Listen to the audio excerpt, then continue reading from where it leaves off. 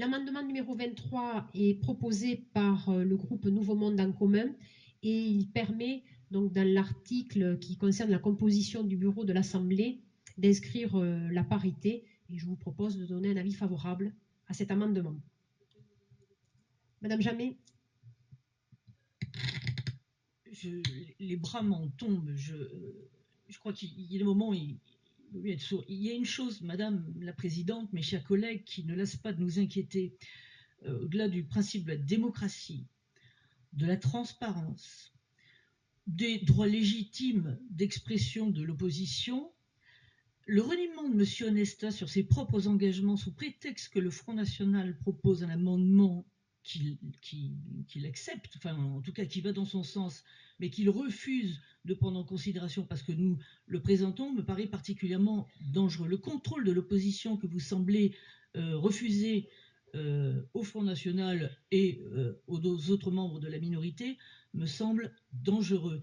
Je tiens à vous dire notamment que sur le vote au bulletin secret, alors là, c'est là où vous ne laissez pas de m'étonner, sur les mêmes termes pratiquement, l'UMP vous propose le même amendement, vous acceptez de le prendre en compte comme le Front National vous l'a proposé, vous le refusez. Moi je tiens à vous dire très solennellement que nous exercerons un recours sur la sincérité de ces votes chaque fois que nous en aurons fait la demande et que vous nous l'aurez refusé. Ceci dit, au-delà du fait que je pense que vous coupez le lien avec la démocratie, vous coupez le lien avec vos propres élus au sein de cette Assemblée, il y a un sentiment de discrimination que vous ne pouvez pas renier, que nous ressentons, je veux dire, on peut l'assumer, mais qui semble parfaitement dangereux et grave pour le fonctionnement de cette Assemblée et le fonctionnement démocratique.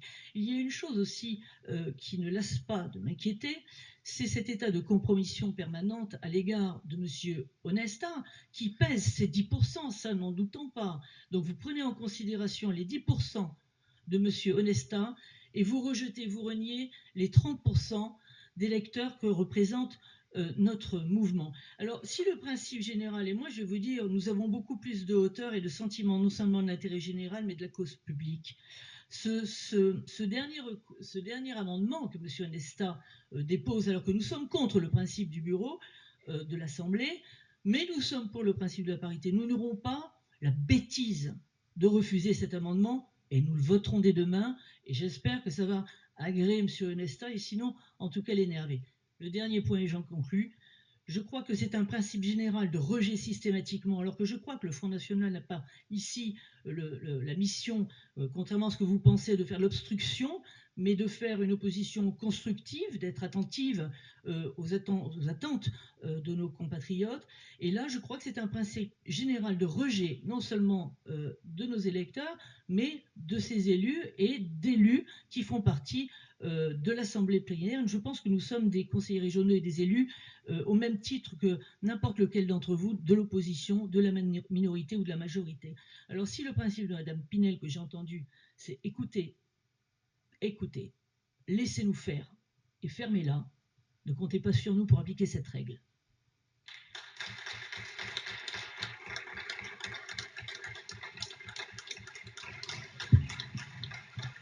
Vous déformez les propos de Madame la Première vice-présidente. Elle n'a pas du tout dit cela. Ensuite, je voudrais vous indiquer que vous n'êtes pas propriétaire de ces électeurs. Et nous avons vraiment une volonté farouche au sein de nos partis républicains d'aller justement vers ces électeurs-là. Et nous mettons en place des dispositifs, une pratique renouvelée et un dialogue qui nous permettra en effet d'être à la reconquête.